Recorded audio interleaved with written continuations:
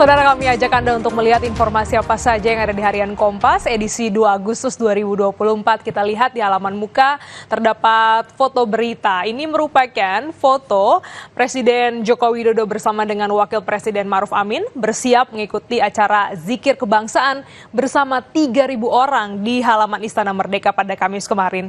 Acara ini diawali dengan menyanyikan lagu kebangsaan Indonesia Raya. Foto berita ini juga diikuti dengan artikel jelang HUT ke-79 Republik Indonesia dengan judul Jokowi minta maaf atas kekurangan saat memimpin. Pada kesempatan zikir kebangsaan ini dimanfaatkan oleh Presiden Joko Widodo untuk meminta maaf atas kekurangannya dalam memimpin Indonesia.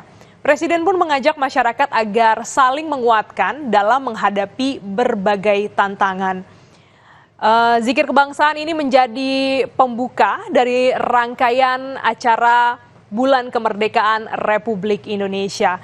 Acara zikir kebangsaan ini juga turut dihadiri oleh Wapres Maruf Amin, Ibu Negara Nyonya Iriana, Nyonya Wuri Handayani dan juga sejumlah menteri serta pemuka agama dan masyarakat. Kita bergeser ke bagian sebelah kanan, ada judul besar Harian Kompas hari ini menyoroti terkait dengan Undang-Undang MD3 tidak akan diubah. Pemerintah menepis kabar penerbitan Perpu MD3 yang dilontarkan elit PDIP. Sejumlah fraksi di DPR juga memastikan tidak ada rencana untuk mengubah Undang-Undang MD3. Kabar mengenai rencana perubahan Undang-Undang Nomor 13 Tahun 2019 tentang MPR, DPR, DPD, dan DPRD atau Undang-Undang MD3 ini berembus belakangan ini kemungkinan hanyalah rumor. Regulasi yang salah satunya mengatur mekanisme penentuan pemimpin DPR disebut tidak akan diubah.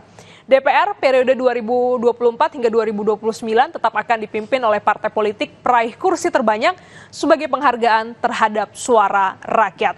Wacana ini pertama kali muncul ketika Ketua DPP PDIP Deddy Sitorus ini menyampaikan kabar bahwa pemerintah bakal menerbitkan peraturan pemerintah pengganti Undang-Undang MD3. Perpu diduga diterbitkan untuk menjegal PDIP menduduki kursi Ketua DPR periode 2024 hingga 2029. Selain informasi politik terkait dengan Undang-Undang MD3, ada juga informasi dari Olimpiade Paris.